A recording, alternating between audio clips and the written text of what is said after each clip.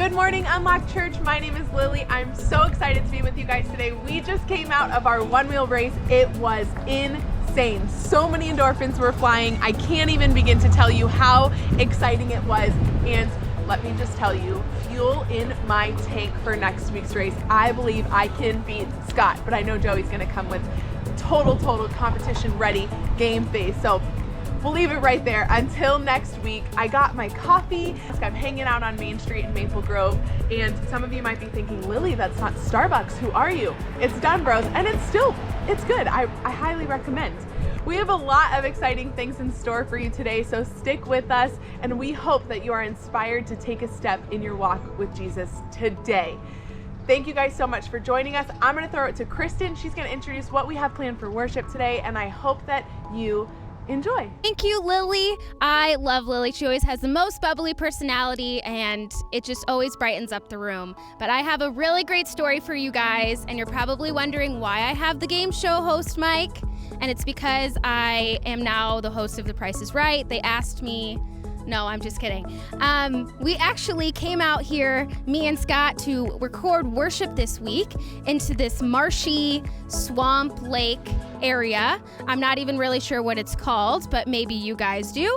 And we were just trying to record worship. We came out, we have a clip of us coming out here, hauling out my piano, the stand, the microphone, and all of those things to get set up and do worship. And we got all set up.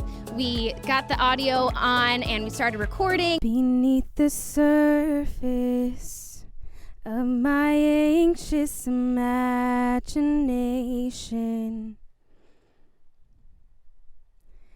beckons a calmness that is found in you alone. It washes over every doubt, every imperfection. Jesus, your presence is the comfort of my soul. There's nowhere I'd rather be than you're singing over me. I just wanna be here with you. I'm lost in your mystery. I'm found in your love for me. I just wanna be here with you. Here in the waiting, I won't worry about tomorrow. No need to focus on the things I can't control. All my attention on the wonder of this moment. Here in the waiting, I am found in you alone. There's nowhere I'd rather be than you're singing over me. I just wanna be here with you. I'm lost in your love for me. But then the wind came and the audio was just not working with us. So we had to figure out to do something different. So that's okay though, because here at Unlocked Church, we are always trying to find new ways to do things. And one of our ethos is progression. And so this was progress this weekend. Even though we failed, we found out one way not to do something. So hopefully next week we'll come up with a different idea on how to get worship to you guys. But I wanted to share a little bit of my favorite song with you guys, and it's called With You by Elevation Worship. And it's one of my favorites because it just talks about being in the presence of Jesus. And I think that has been one of my favorite things during this quarantine that has helped me get through when I'm in moments of freaking out, anxiety, depression, just not being able to fight off those thoughts in my mind. And it's just a great song to remind you to be in the presence of Jesus. And it's also a great song to just listen to the lyrics and find your anthem in it and sing it out. So here is Elevation Worship with the song With You. I hope you guys enjoy.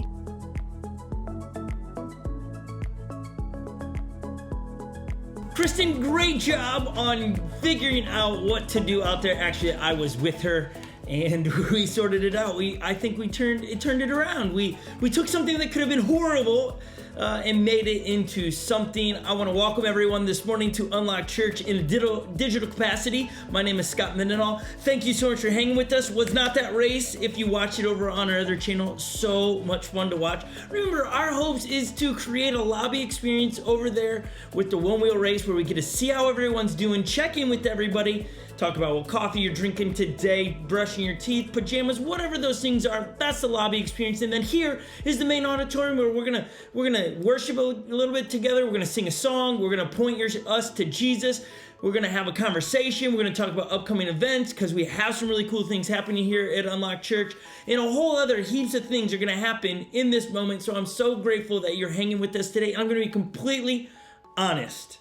Are you ready for some raw Scott? Not that I'm usually completely honest in everything we do around here.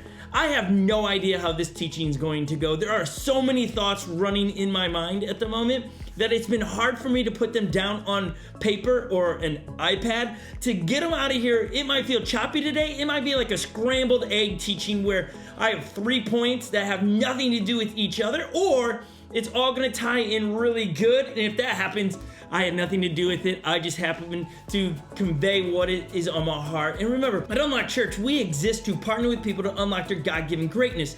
That is doing life with you, even over the last 10 weeks in a digital capacity through our digital small groups and meeting here on YouTube. We're doing our best with what we've got. We've said, what's in our hand and what are we gonna do with it? How are we gonna reach people? And over the last 8, I've lost count, 9 weeks, 10 weeks, we have delivered food to countless families. We've helped with rent and bills. You as a church have allowed Unlock Church to do that. Even if you've got so creative to figure out how to get meat for people that you could help process, it's been fun to see how God's used people in Unlock Church to see needs and meet needs, and I am so excited about what we have done over the last 10 weeks. I've been recently reading a book from a very famous author. He is an author of so long ago, C.S. Lewis. Maybe you've read some of his books.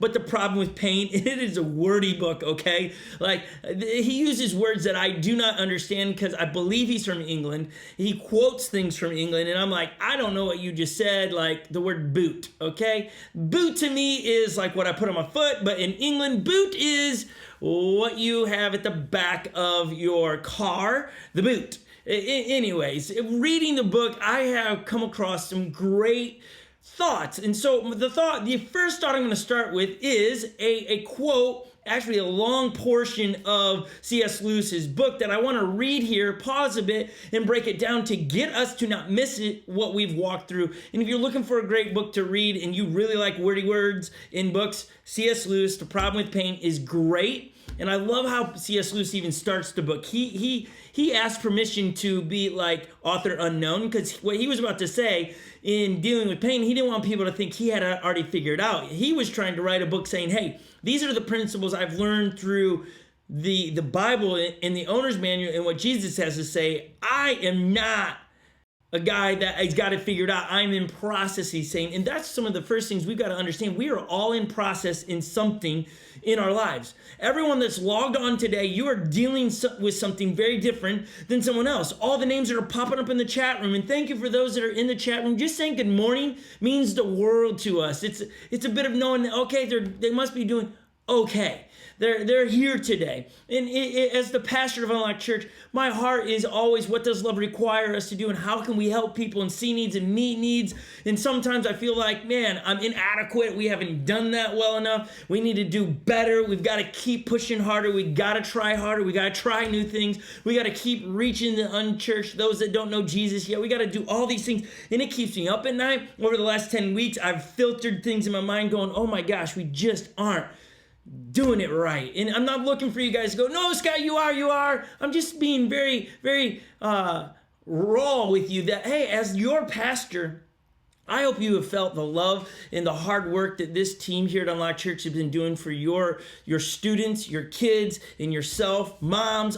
We really have looked at it going, what is in our hands and what can we do with it? What is in our hands? How can we serve our church? How can we serve those that we don't know, like Luke and Jake in England, and then we have Leo down in Florida, and we have Tristan, and we have a few of these other guys, Zach and Zeke, who have really come along Unlocked Church and become part of Unlocked Church just in a different capacity. And it's like, what do we do with how do we serve them? How do we love on them? How do we point them to Jesus? And then how can we keep asking them and you and me the same question, which is Jesus saying to you, what are you going to do about it? I'm going to read really quick from The Problem with Pain from C.S. Lewis. And here's what I want.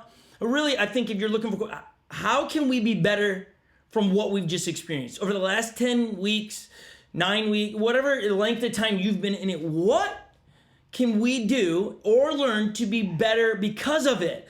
Not we're worse off. It's looking at, what have I learned? What have I accomplished? What have I done in the last 10 weeks? What has Jesus spoken to me? Because Jesus is taking this moment. This isn't pain for pain's sake. This is, I've experienced pain, but pain is a great teacher. There are lessons that follow from pain. It's just us having the ability to look at it and go, this is what I have learned. Let me read it before I get ahead of myself. Again, this is pretty long and words that I don't typically use. So we're going to put it on the screen and you can follow along. This is C.S. Lewis, The Problem with Pain.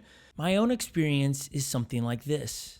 I'm progressing along the path of life in my ordinary, contently fallen and godless condition, absorbed in a merry meeting with my friends for the tickles my vanity, when suddenly a stab of abdominal pain that threatens serious disease, or a headline in the newspaper that threatens us all with destruction, sends this whole pack of cards tumbling down. At first, I am overwhelmed, and all my little happinesses look like broken toys. Then, slowly and reluctantly, bit by bit, I try to bring myself into the frame of mind that I should be in at all times. And perhaps, by God's grace, I succeed, and for a day or two become a creature of consciously dependent on God and drawing its strength from the right sources. But the moment that threat is withdrawn. Whew! C.S. Lewis, such a good author, and so many big words, or just words that I don't. Anyways, what does he set up here? He's like, all of a sudden, something bad happens. I focus my attention to Jesus. What do you want me to do? Will help me, rescue me, free me from this? Jesus, where are you at in this? And for a season, and he says it for like 2 days, 3 days, maybe I pray more, and I'm aware and tuned in. God, what are you doing right now? For a moment, I'm tied into it. But the moment that threat is withdrawn, what he's about to say, it's about to change. I was doing so good. And then I turn my eyes off of Jesus and I go back to all the things that I want to do. And the fear that I have felt inside, and I let that run. And I now am consumed by those things. And here is C.S. Lewis trying to paint this picture of that is real for all of us. And probably even more true for those that are followers of Jesus. That we get this headline 10 weeks ago, hey, virus is taking over. We're going to have to shelter in place. And we're like, whoa, scary stuff. Jesus, take the wheel. And then we follow the nightly news and we start seeing it taking a shift, and it gets really muddly and dirty and crazy. And there's all of this said, she said, they did, and all of these things start coming out. And we begin to lose our focus on Jesus, and we begin to look to other things. And then we start to take a stand. Here's C.S. Lewis finishing off his thought here. He says, but the moment the threat is withdrawn, my whole nature leaps back to the toys. God has had me for but 48 hours, and then only by dint of taking everything else away from me. Let him but sheath the sword for a moment, and I behave like a puppy. When the hated bath is over, I shake myself as dry as I can and race off to reacquire my comfortable dirtiness, if not in the nearest manure heap, at least in the nearest flower bed. Thank you, C.S. Lewis, for painting a great picture that I'm afraid could be many of us if we don't look back and go, what have I learned in the pain I have been facing over the several weeks? We would become that puppy that you give a bath and they go and rub themselves in dirt. And really, that's a great picture from C.S. Lewis of many of us, that there's 48 hours I give to God, help me deal with my pain and my anxiety. And as soon as we can get back to normal life, we retreat as fast as we can and forget what God was trying to teach us. Yes, God did not make COVID-19. He did not manifest this to come about, but he is leveraging it to teach us things in our lives to where we become more like him. Author John says, may I have less of myself and more of God. May I decrease and may God increase. Can you say that in the last week, 2 weeks, God is still increasing in your life? Or is the meter, if there was such a thing, would it be you are starting to increase and God is beginning to decrease as we begin to go back into what is a version of normal? Are you beginning to say, oh God, I don't need you as much anymore? And we begin to, no, we have got to force ourselves to stay in that moment where God, I will constantly decrease so you might increase in my life, that I might become more like you, that we would not forget that all the people in the world were created in God's image with plans, and we are to ask ourselves as followers of Jesus. Now I'm speaking to followers of Jesus. We are to ask ourselves, what does love require me to do to those people? How should I treat them? How should I Facebook them or Instagram? How should I talk about them when no one else is around? When we are to stand before Jesus, I do believe he will ask, you are a follower of Jesus, what did you do? How were you a light in the darkness? We talked about that last week, letting our light so shine. We are to shine for those that are terrified, running around, scared out of their mind, and believe very opposite of us. We are to shine. Are you willing to evaluate your position on the matters of today through the filter of our faith, rather than create a version of faith that supports your position? And that's what I'm concerned with, is I am paying attention to followers of Jesus that have come out and say, I believe in Jesus. I want to be more like him. I want him to increase in my life, and I want to decrease. I have begun to watch people take their position of what they see in the world and put that above people. And it's so easy to do that. I'm not saying I get it right all the time, but I want us to remember, what did Jesus say moments before he was arrested? What was Jesus trying to paint us? This is going to be the review part. This is going to be hopefully a reminder to all of us. But would you sit where you are on your cell phone, watching on TV? I understand that we're watching all over the place in way different places. And my hope is that we would listen to Jesus' words and we would apply them. We're going to read from author John's book, John chapter 17, verse 1. This is going to be, again, somewhat of a review, but I feel very impressed on reviewing this in light of where we are in the world, that this is so much more real than it was when we spoke about it a while ago. So John 17, verse 1. These are Jesus' words. After Jesus said this, he looked towards heaven and prayed, Father, the hour has come. Glorify your Son, that your Son may glorify you.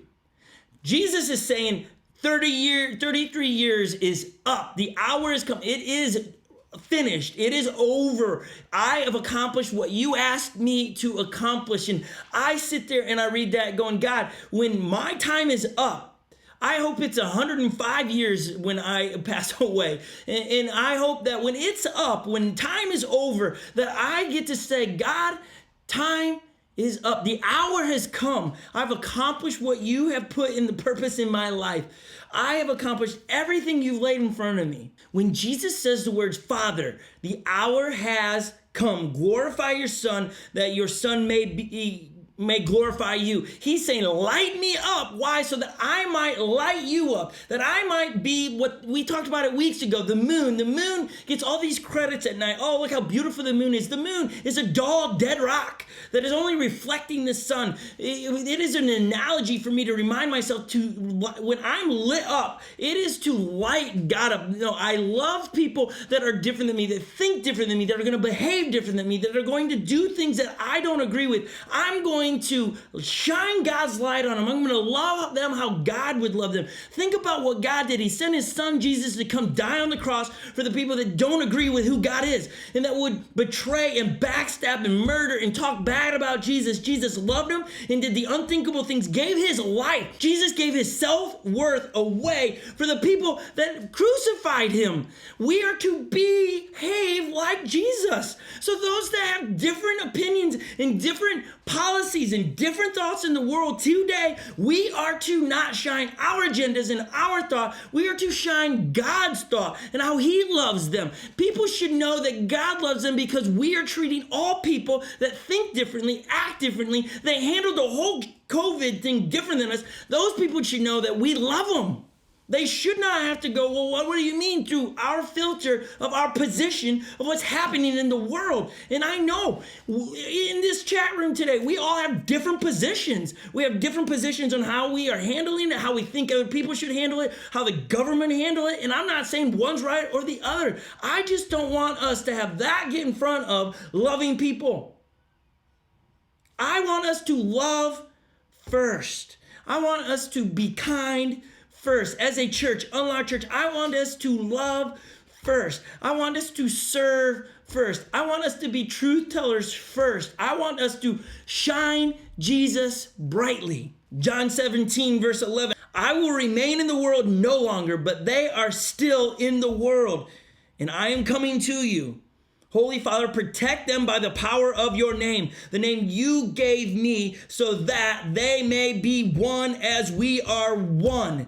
Jesus is painting a very visual picture here. He's like, I'm leaving our people, the people I'm dying on the cross for, I'm leaving them.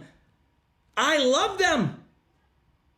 I need you, God, to be with them as you were with me, so that they will be one. Who's they? They are followers of Jesus. All of us that say, I am a follower, that we would be one, that we wouldn't be divided on opinions, and we wouldn't be divided on stances, that we would be able to come together, love each other, and be able to move forward to take a stand. I was doing, this is a fun little study for anyone that wants to study the word stand in the Bible. Just do a word study on stand. Do you know most times, I actually have yet to come across, I've not done a long study on this yet, but I've yet to see where God told a person to take a stand. He always tells a group of people to take a stand. Stand up. I believe God is calling Unlocked Church to stand up for those that are scared and anxious and depressed and alone and terrified and don't know what to do in the world in such a time as this. We are to stand as one and come together and go, what is Jesus asking us to do? How can we see needs and meet needs when we can't actually gather in big groups yet? How can we be Jesus? How can I get people to hear my agenda? How can I get them to know where I stand on this topic? May we share Jesus and that be it, and let Jesus talk to people and let Jesus convict people, and Jesus say, I want you to behave like this, I want you to go to this place, and I want you to do this and say that. I want you to be lit up, I want you to be shining bright. Yeah, I'm passionate about it. Yeah, I'm worked up because it's breaking my heart as I look across all platforms of social media at the moment, and you look at the nightly news. The nation and the world are divided on hot topics. There are topics we should take a stand, but not before we point people to Jesus. I love what Jesus says, so that they may be one as we are one. He's talking about unity. Where there is unity, God abide. God is there in unity. That's a big deal. I want God to be in what I'm doing. I want God to be in Unlocked Church. I want God to be a part of the digital Unlocked Summer Camp. I want him to be saturating that. I want it to reach the masses, and that we would see a generation of young people find Jesus even in such a time as this, You know what's so unique about our Unlock Summer Camp in a Box is that for the first time ever, we are going to be streaming the gospel into the homes where the parents are going to be listening in the other room. We're going to be able to reach so many more people with the gospel. I don't look at it as, oh, we can't do what we were doing before. I think it sounds like a big God to say, okay, we're going to call you to do this digital box deal, but I'm going to multiply what you're going to do. I'm going to take one box and we're going to be able to reach an entire household with the gospel. And they will be faced with the decision to find me and to become a follower of me. You put the box together, you mail it to them, and I'll do the rest. Sounds like God, right? God's not into addition, he's into multiplication. And I believe through our digital summer camp, God's going to multiply people that will fall in love with him and find him for the first time, because we have an amazing team here at Unlock Church that keeps saying, okay, how do we, in light of what's happening in the world and the things we can't control, how do we stand as one and move forward and reach those in homes across the world, I hope.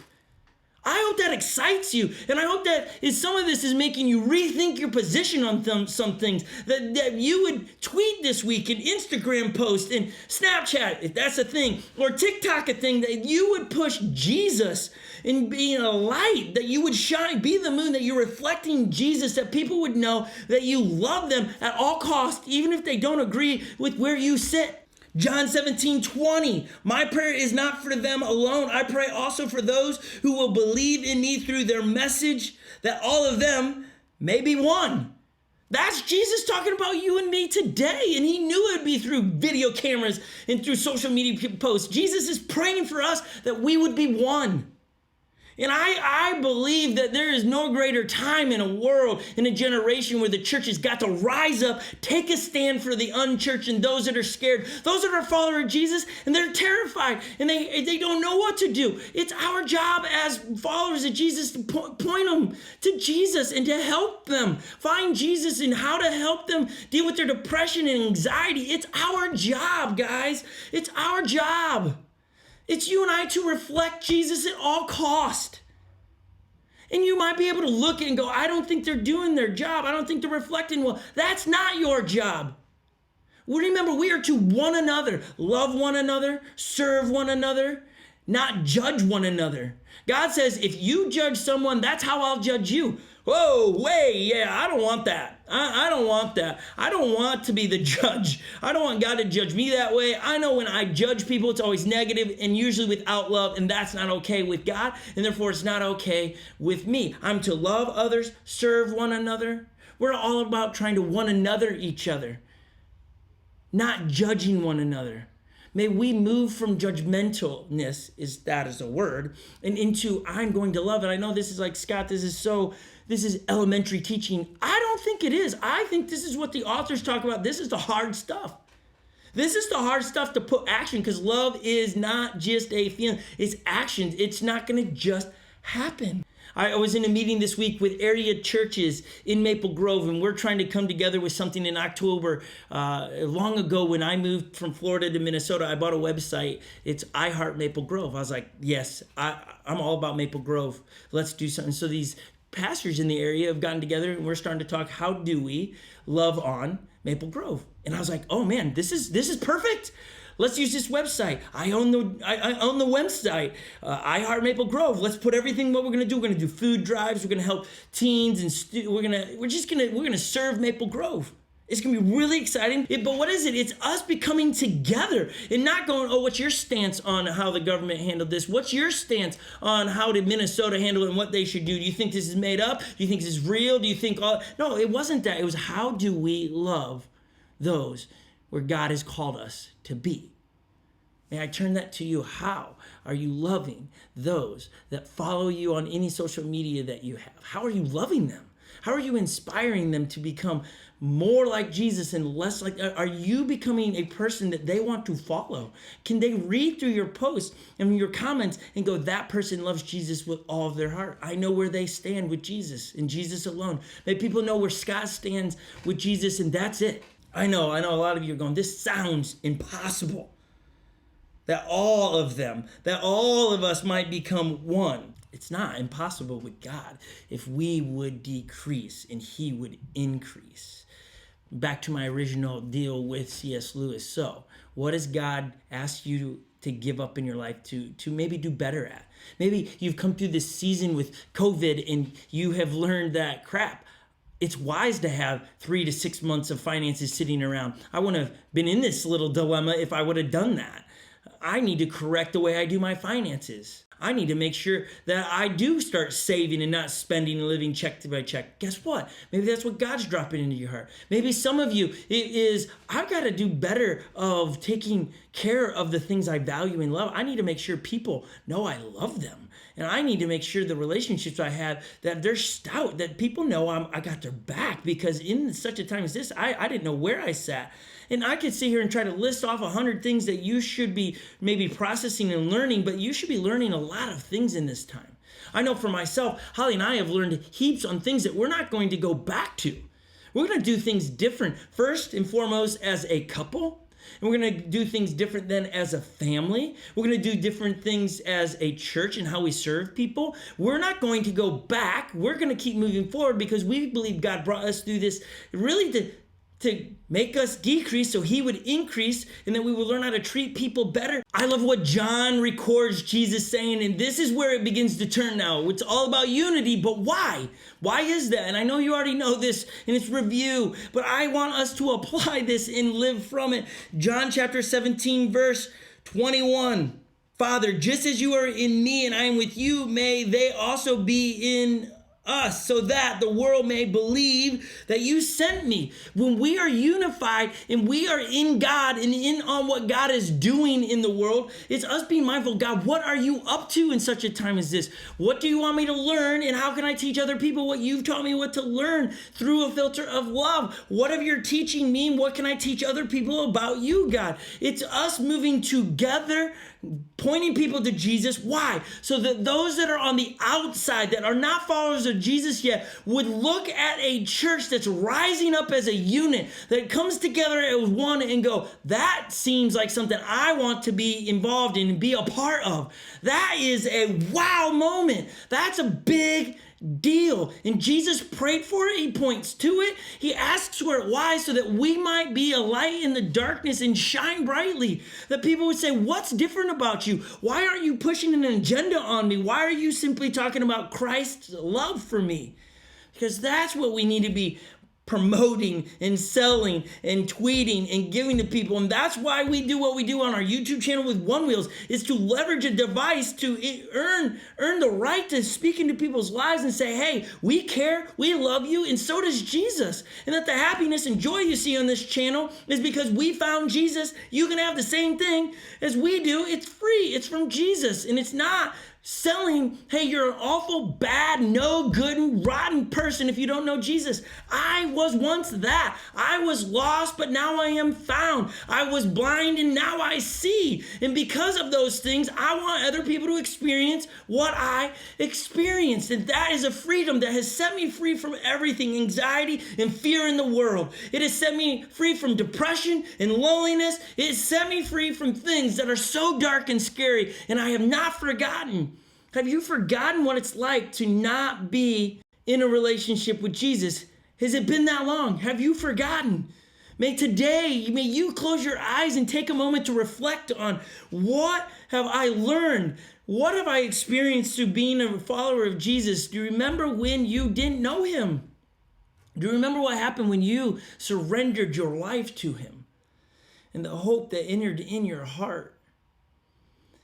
Do you remember? I remember.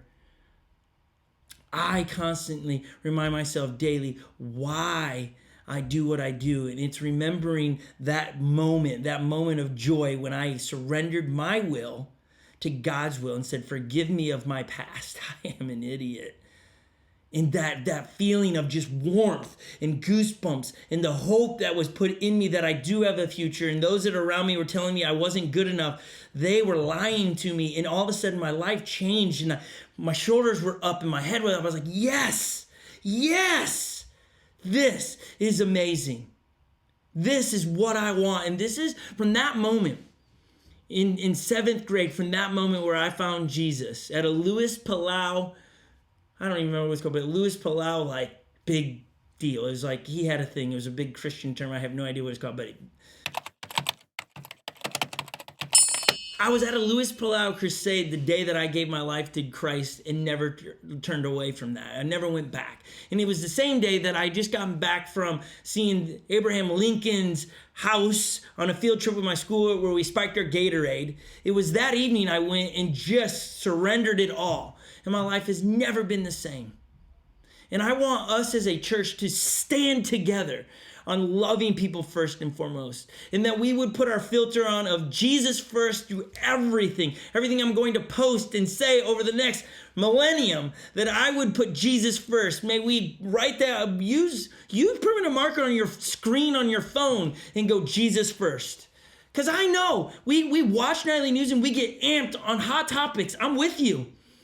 But if we aren't careful, we will switch and put our position on things in front of Jesus, and it will cloud people. So, oh, is that what a follower of Jesus looks like? It's that we put on God's jersey when we become a follower of Jesus, and now people know what team you play on. You represent Jesus now, as people know you're a follower of Jesus, and I don't take that lightly. It oftentimes makes me nervous and afraid of what I do because I don't want to misrepresent Jesus. I don't want to ever hear that somebody didn't want to become a follower of Jesus because they thought I was a hypocrite. The way the world is going to take notice of the local church is when we all decide to come together as one, even with all of our differences and our backgrounds, our cultures, and diversity. That is when the world will truly believe that they may be convinced that Jesus came to the earth, not because we vote the same way or lean to the left or the right or are neutral in position. Jesus was saying this is what will get the attention of the empire, the nations of the world, is a group of people being unified where they are shining me. Guys, it's this: never sacrifice our unity or love for people for a position on a hot topic to be on the winning side of a debate. I'm gonna read that one more time in light of all the crazy stuff that is happening in the world. Okay, it's mind-blowing. It's like you're just watching a movie and it's like, what is happening? But in light of all of that, never ever sacrifice our unity in love for people for a position on a topic to be on the winning side of a debate. What good is it to win the moment but lose the relationship? That's what I want to sum up. The relationships that we all have with people in social media, through lenses across the world, it's not worth me losing relationships with people because of a position I want to take. Those positions don't trump the love for people. I love every one of you, no matter what position you lie on. That's why you find me oftentimes not really talking about position on things, because I love people. I want to love people. I want to be able to go into Maple Grove in Minneapolis, Minnesota, and walk up to a person and be able to have a conversation with them that, man, if they look afraid, I want to be able to meet them right where they are. Paul says, I become all things to reach as many people for Christ. I'm going to become all things to all people, never surrendering my love for Jesus or my Jesus principles, never to sacrifice those things. Those are at the forefront of everything. Every decision I make is through hopefully a filter of Jesus, in a filter of when it comes with people, what would Jesus do? What would love require me to do? These are principles that we have to apply today.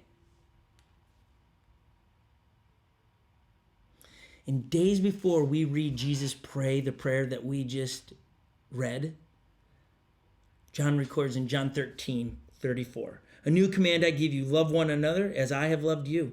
So you must love one another. By this, everyone will know that you are my disciples, if you love one another. I know. So many of you grown up in the church, or you've been in a lot of church, and you say that all the time because it's so hard to live out, isn't it? My opinion gets in the way all the time. Scott Mendenhall's opinion gets in the way all the time. It does. I'm not exempt from this. I'm speaking to myself. I am talking to Scott Mendenhall, this guy right here. All of this is to me, I want us to be unified and together in the Jesus principle and reaching the nations. I want us to be there. And guess what, people? We're reaching the nations through YouTube Live, and it's just crazy. We as a baby church, a tween church, because we're turning 5 in a couple months, we're growing up and reaching the world through digital means. For those that are asking, what are you going to do when we go back to meeting on Sundays? For those that love this and call this church your home on digital capacity, we're here. We're figuring out, we're not going anywhere, committed to you. This is here to stay. We will figure out how to manage it because we love every one of you that are jumping in here. We believe in you. We want to help you right where you are. When you hurt, we hurt. Leo, when you told us you broke your collarbone, we hurt for you. And genuinely, we want to help your family. Tell us what you need down there in Florida. We want to help you guys. We're there for you. This is your church. If you love one another, they will know you are my disciples. See, we're not talking about, hear me on this. I'm not trying to tell you to not have a position or to have the position that agrees with me. That's not what this is about. I want you to have a position, and I don't want us all to agree on a position. This isn't unity of position. Jesus is saying this. Heavenly Father, everything hinges on their unity and not their position on hot topics in their day and age. Not around their culture, their language, not around their time their church meets, or if they dunk them or sprinkle them when it comes to baptism. We know that there is a core that they must be unified round. Why would we let temporary situations in the world divide us today? Why would we let what's happening in the world today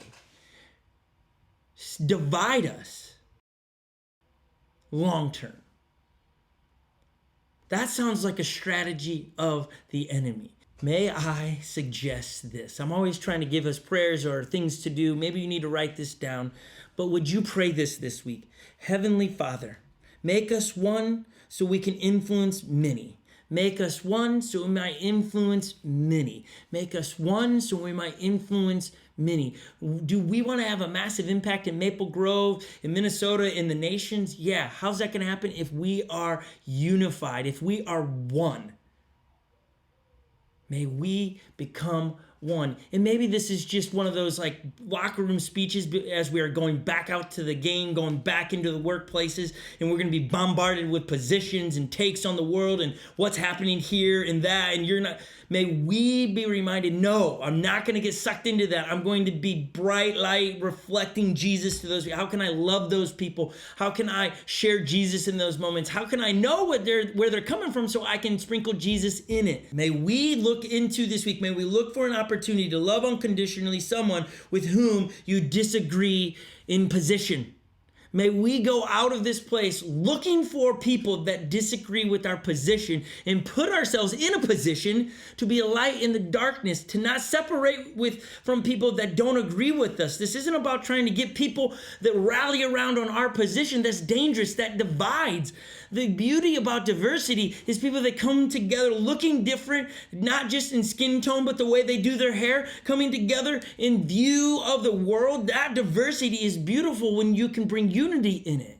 That's my hopes. And I hope this is for all of us, just that nudge in our hearts to go, yeah, that's a good refresher, good reminder. Jesus first, Jesus first, Jesus first, Jesus first. That's the filter. I look at everything. I look at all the political junk that's going on right now through the filter of Jesus. And every one of those people, even if they're doing evil things or they're being the most generous person, they are a child of God, and Jesus wants their heart and loves them unconditionally, and so should I. In the way I speak of them to you, in the way I post about them, I need to look at them like Jesus would. I don't have to agree with their position on world matters. I need to love them like Jesus, and it must be visible. I know it's heavy today. I hope you got something out of it. Can I pray for you where you are? Jesus, I pray for everyone right now. May this be stitched into our DNA as in Minnesota, we're going back to our jobs and interacting with more people, and more things are coming out in news, and all of these things are happening. May we position you as the filter through these things. May we shine bright you. May we decrease, you increase in our lives. Those that are still walking through the painful experience, may they journal and write down the things we're learning in it, that we wouldn't forget, that we will look back at such a time as this and go, this is what God taught me in such a time as this. Yes, I lost my job. Yes, my money was short, but God was up to something in my life. This is what he did.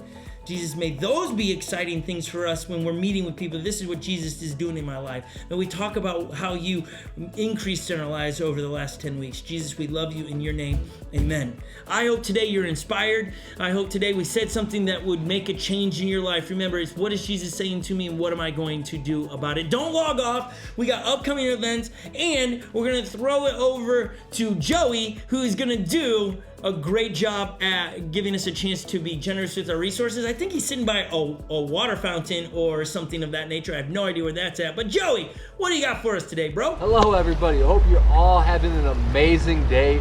My name is Joey Sonnenfeld, and I am here to talk about giving today and just generosity. And I have been on the other side of generosity. If you didn't know, the staff here at Unlock Church is raising their support to do what they're doing. And if it wasn't for people being generous to me and Michaela, and I'm so grateful.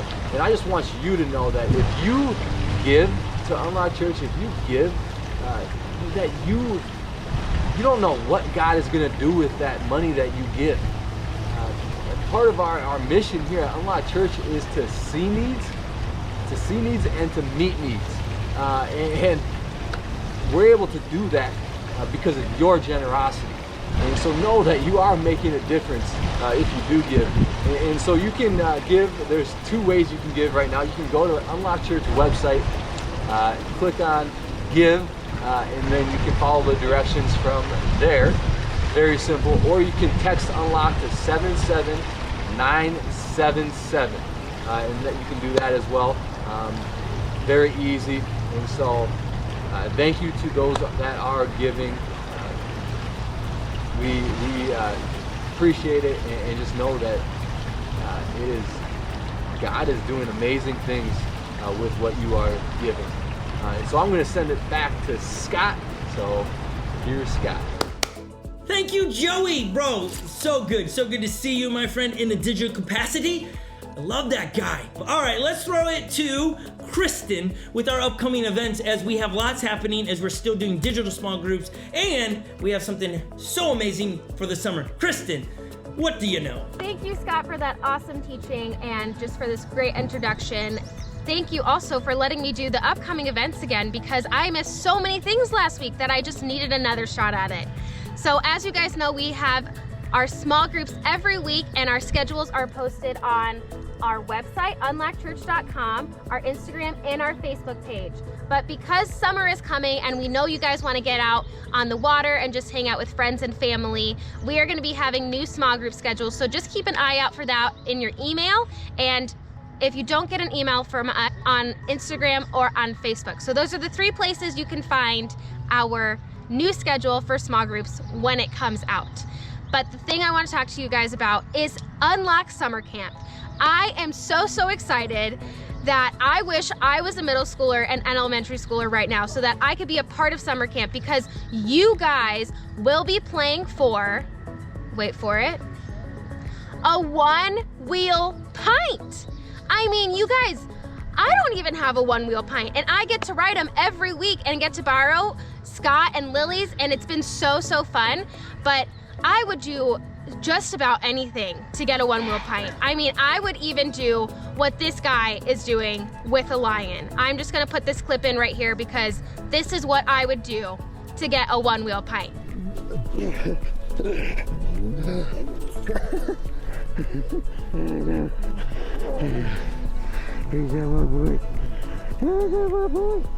Okay, now you guys see how much I want this pint. That should let you know that this camp is gonna be so fun. And we need kids to be a part of camp. So we need about 300 kids. That's how what we're gonna cap it at this year is 300 kids. So get signed up and registered. It's gonna be so fun. I'm gonna show you guys how to sign up and register in a second.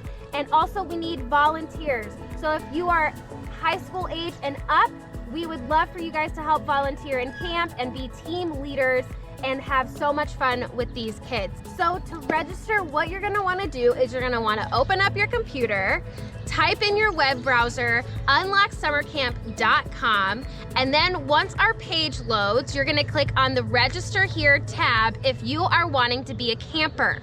Register Here tab, you're gonna scroll down, and then you're gonna click the Let's Get Started button. Parents, help your kids sign up, and kids, beg your parents to help you sign up. Just be that little annoying mosquito that keeps whispering in their ear, unlock summer camp. And if you are wanting to volunteer, click on the Register Here tab, scroll down and click on the Let's Get Started to start filling out your volunteer application. And before you start signing up to volunteer, just read through the volunteer requirements and make sure that you meet most of those. And if not, we can help you out. So thank you so much. Again, guys, Unlock Summer Camp is gonna be so fun. So please register. If you get anything out of this entire thing today, is register for Unlock Summer Camp. It's gonna be June 22nd to the 26th, and it's gonna be so much fun. All right, I'm gonna throw it back to Scott, and I hope you guys have a Great job, Kristen, everybody. Hey man, it's so good to hang out with everyone. We love all of you. Have a great Sunday. Stay safe out there. Love one another. And we'll see you in our digital small groups this week, as on Tuesday we're talking about the Holy Spirit. We're reading Acts chapter 2, and we're going to talk about it. So if you want in on it, read Acts chapter 2. It'll be a great small groups. Hey, other than that, this one is over, or I could keep talking. I wonder if you're still here, would you just say still here? I'm still here. Are you? Okay, guys, it's been hot. I wore a flannel today. I should not have done that. We'll see you next week, everybody. Get outside and have fun. Love you. Bye-bye now.